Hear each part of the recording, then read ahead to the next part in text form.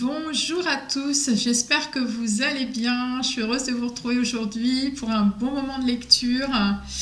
Je suis heureuse de vous partager ce beau texte. C'est un extrait du livre d'Alexandre Jardin, La femme qui inventa l'amour, qui est paru récemment aux éditions Michel Lafon.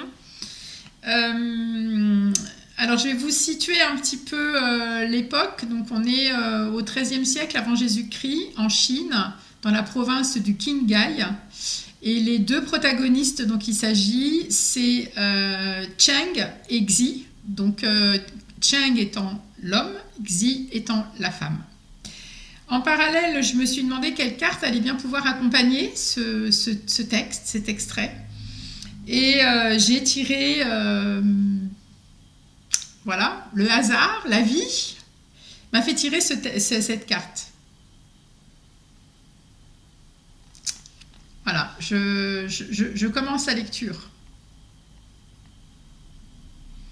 Heureux, Cheng s'éloigne. Aimer une femme plus grande que soi est peut-être le plus grand honneur qui puisse être fait par la vie à un homme. Étourdi, Cheng se retire pour méditer. Amoureux, il choisit de ne plus se choisir.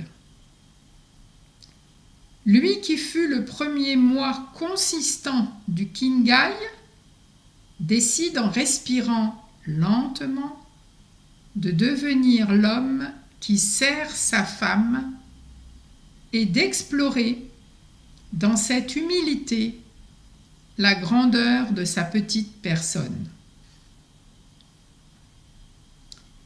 Cheng ne s'attendait pas à ce que le destin lui offre ce chemin. Chacun a tendance à enfermer son être dans un seul personnage.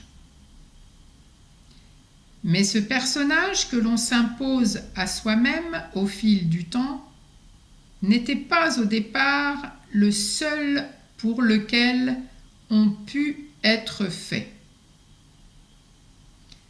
Il y a en nous tant de possibilités abandonnées, négligées, non honorées. Cheng, au terme de son éveil, se retrouve en se quittant.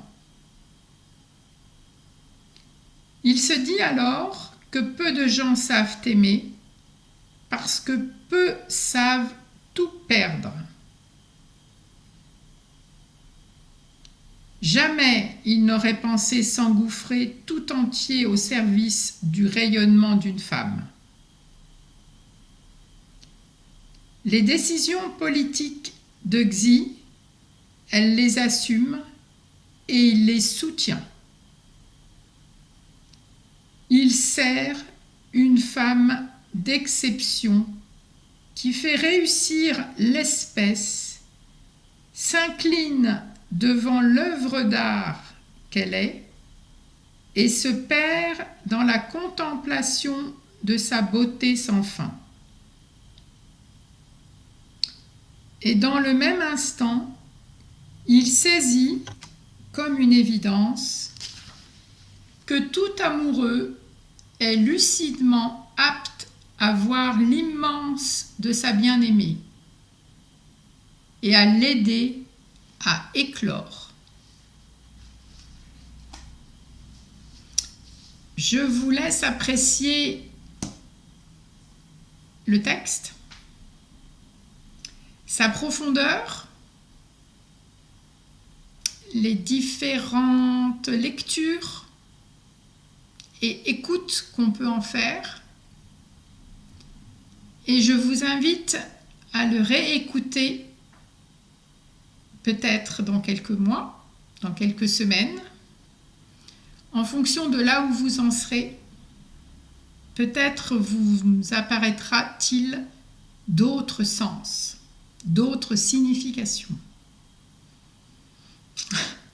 Après ces paroles très sérieuses, je vous souhaite une très belle fin de journée.